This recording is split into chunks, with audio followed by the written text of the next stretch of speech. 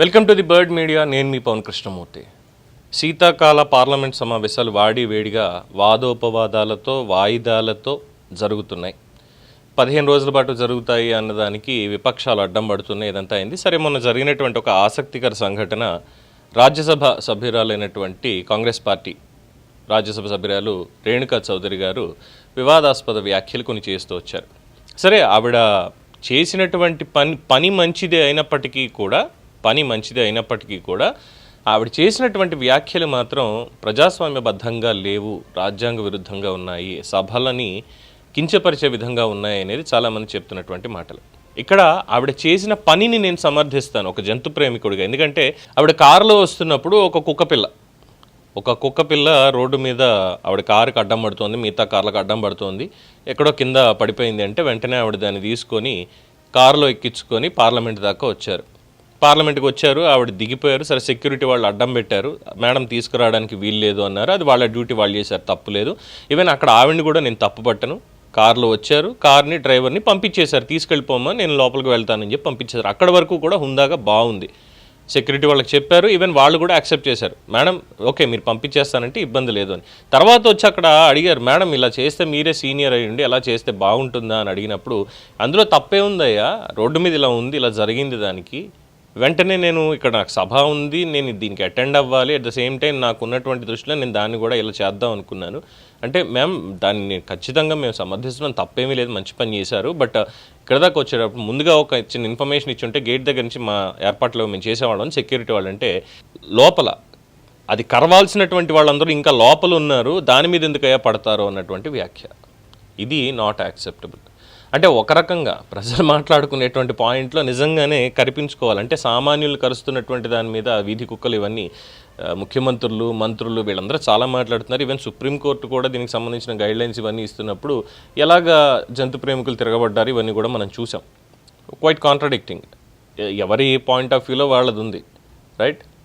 అందువల్ల ఎవరిని తప్పనాలి ఏంటి అనే దాని మీద నేను ఎవరి విజ్ఞతకు వాళ్ళకి వదిలేస్తున్నాను. బట్ ఆవిడ చేసినటువంటి వ్యాఖ్యలు మాత్రం డెఫినెట్గా ఒప్పుకునేటువంటి పరిస్థితి లేదు. అయితే ఆవిడ చేసినటువంటి వ్యాఖ్యల్లో కొన్ని మనం ఒకసారి చూసుకుంటే, సుప్రీంకోర్టు దీని మీద ఏమైనా నిర్ణయం తీసుకుందా? సుప్రీంకోర్టు పూర్తి స్థాయిలో నిర్ణయం ఏం తీసుకోలేదు. అలాగే కేంద్రం కూడా వీధి కుక్కలకు సంబంధించి ఎటువంటి నిర్ణయం తీసుకోలేదు. తీసుకున్నప్పుడు వాటిని మేమే రక్షిస్తాము అనేటువంటి ఒక పాయింట్లో ఆవిడ రావడం అనేది ఒక రకంగా చూస్తే ఎస్, ఓకే, ఫైన్, వాటికి సుప్రీంకోర్టు షెల్టర్ చూపించండి అని అన్నారు, మేము రక్షిస్తాము అన్నారు రేణుకా చౌదరి గారు, వెల్ సెట్, నిజంగానే అభినందనీయం. కానీ ఎక్కడ వచ్చి ఏం మాట్లాడుతున్నాం అనేది కూడా పరిగణలోకి తీసుకోవాలి. అంత సీనియర్ నేత, మంచి వాగ్దాటి ఉన్నటువంటి నేత, ఫైర్ బ్రాండ్గా ఉన్నటువంటి నేత, ఆవిడకి ఫైర్ బ్రాండ్ అనేటువంటి పేరు ఉంది. సరే, ఇప్పుడు ఇంకా మాట్లాడేటప్పుడు ఇలాంటి మాటలు వస్తున్నాయి. దీని మీద ఇప్పుడు ఏంటంటే ప్రివిలేజ్ కమిటీ వాళ్ళు చర్యలు తీసుకోవాలనుకుంటున్నారు. అక్కడ రాజ్యసభ పార్లమెంట్కి సంబంధించి గౌరవం లేకుండా ఇదంతా మాట్లాడినటువంటి దాని మీద.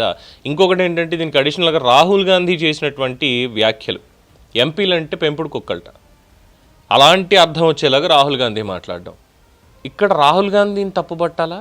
ఎస్, డెఫినెట్గా తప్పుపట్టాలి. ఎందుకంటే మనుషులం కదా, ఇక్కడ మనుషులకి విశ్వాసం లేదు. కానీ వీధి కుక్కలకైనా సరే, జంతువులకి, వాటికి విశ్వాసం ఉంది అనేది ఇది నా వ్యక్తిగతమైనటువంటి భావన.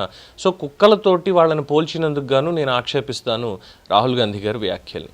But when it comes to the constitution and the parliament houses, వాటి రెస్పెక్ట్, వాటికి సంబంధించి వచ్చినప్పుడు ఆయన కూడా ప్రజలు ఎన్నుకున్నటువంటి వ్యక్తుల్ని వాళ్ళు ఏదో పెంపుడు కుక్కలు మాకు అన్నట్టుగా ఆయన వ్యాఖ్యానించడం అనేది మాత్రం నిజంగానే శోచనీయం.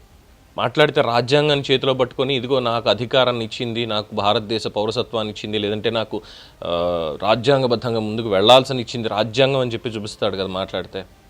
మరి అందులో ఉన్నటువంటి ఆ నీతిని గ్రహించలేకపోయారా ఇటువంటి వ్యాఖ్యలు చేసేటప్పుడు? అది ఒక పాయింట్.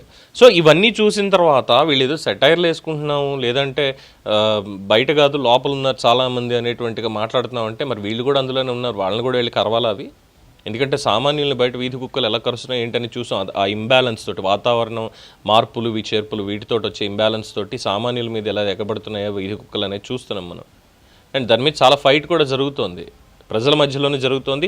ఒక రకంగా నెగిటివిటీ అనేది కనిపించట్లేదు, కానీ పాజిటివిటీతోటే ఏది తప్పు ఏది రైట్ అనేటువంటి దాని మీద చర్చలు జరుగుతున్నాయి. మరి వీటిని పరిగణలోకి తీసుకుంటే నోటుకు వచ్చింది మేము మాట్లాడతాం, ఇది చేస్తాం అంటే ఒప్పుకుంటారా?